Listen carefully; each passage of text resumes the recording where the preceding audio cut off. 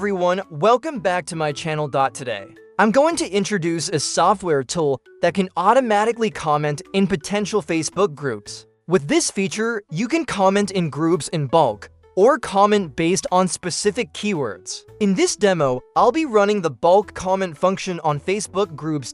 First, I'll select the content. This content was prepared in advance, and if you want to learn how to create it, you can watch my previous video where I explained it step by step. Next is the comment configuration section. Here, you can choose different comment sources, such as groups that you have already joined, competitor customer profiles, Facebook Reels, or a custom list of groups that you provided. Below that, you have two options. You can comment sequentially on all the groups you've joined or comment only on selected groups. You can also set limits, such as how many groups each account will comment on, how many comments per group, whether to comment on the newest posts or only comment on posts that contain specific keywords. After completing the setup, simply select your accounts and click Start. The software runs in the background, so you don't need to worry about your computer performance. You can continue working on other tasks while the software runs automatically.